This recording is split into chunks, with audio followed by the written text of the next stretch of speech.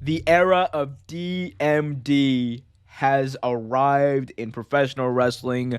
Dr. Britt Baker, DMD, won the AEW Women's World Championship this Sunday night at AEW Double or Nothing, defeating the champion for over a year, Thunder Rosa, with the lockjaw, made her submit, looked like a very powerful wrestler, looked like a danger to any opponent in the ring.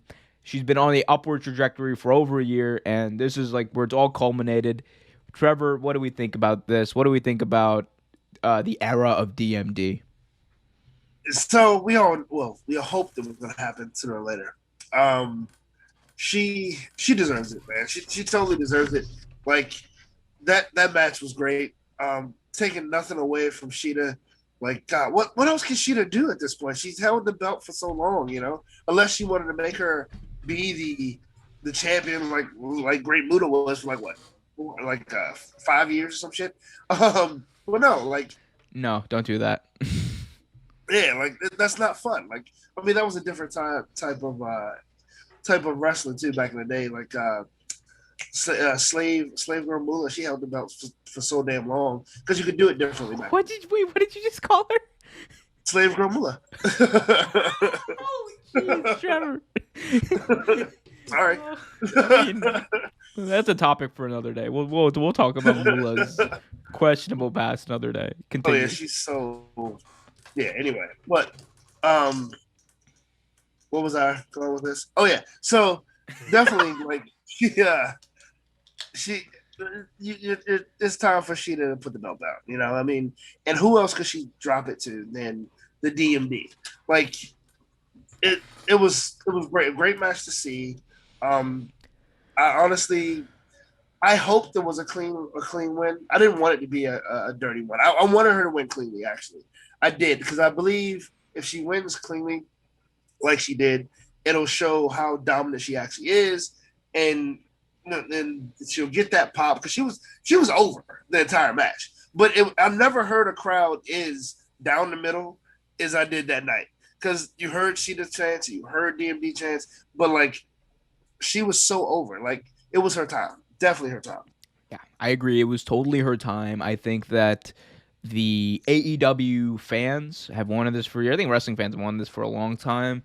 And we saw this with Britt Baker. It's been building up, like I said, for a year. Whether it was her, it goes back to her breaking her nose just a year ago again in a match against Shida. It goes back to Britt Baker having this gimmick of being an evil dentist. Big shout out to Kane, Glenn Jacobs, making it work much better than he did. It goes back to Britt Baker and Thunder Rosa main eventing Dynamite in an unsanctioned match and having a barn burner. It goes back to all of that, and it's all just Yeah, built up absolutely. Britt Baker to be like literally a transcendent level talent in the business.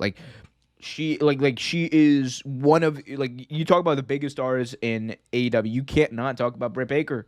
That's just the truth.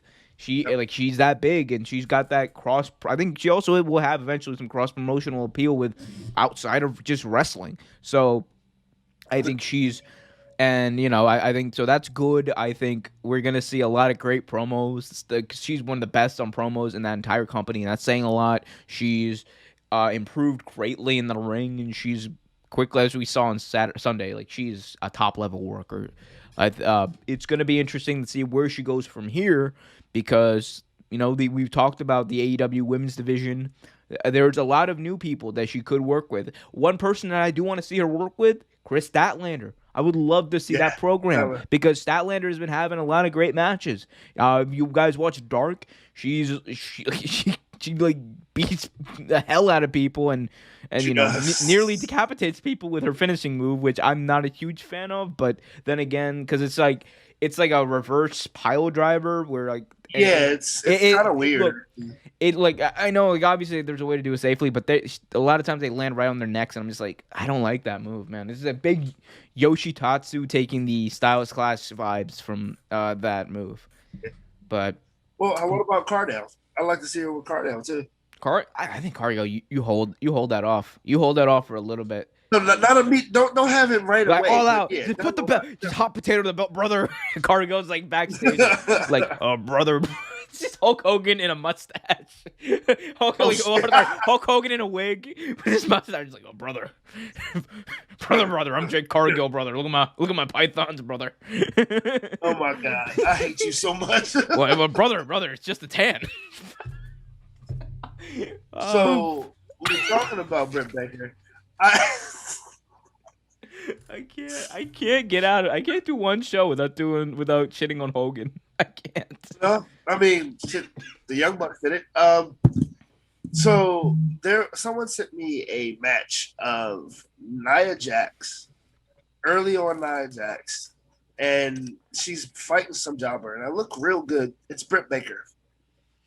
Oh yeah, they did that. WWE, yo, they did that twice. There were 2 matches they released. Both of them were Britt Baker and dark matches, jobbing out to someone else, who's with the company, and they released like the day before Double or Nothing, and they're just like, oh well, this is just a coincidence. Like, no, it's not. No, it's not. Like one of my buddies sent it to me. I was like, that's WWE is so petty. I mean, like part of it, it might be though. pettiness, but it's also like I think it's also like it's interesting. I think it's also interesting because it's like she's in the news, get some YouTube clicks out of it. Why not? It's the best time to do that. I understand that as a YouTuber, right? But it's also just like I see why it can be perceived as petty. Like, although I do think that's like a cool, like, kind of time capsule piece to go back and watch, because like seeing just her in the WWE umbrella is pretty cool. But that is what it is. It was very interesting because like she doesn't look old now, but she looks so much younger. Like that was like what 2018, I believe. Mm-hmm. Thanks for watching this video from Real Take Sports Talk. Remember to like, share, subscribe, hit that notification bell so you get notified whenever a new video is released. Also, remember to check out our live show every single Thursday at 8 p.m. right here on the YouTube channel. And remember, keep it real.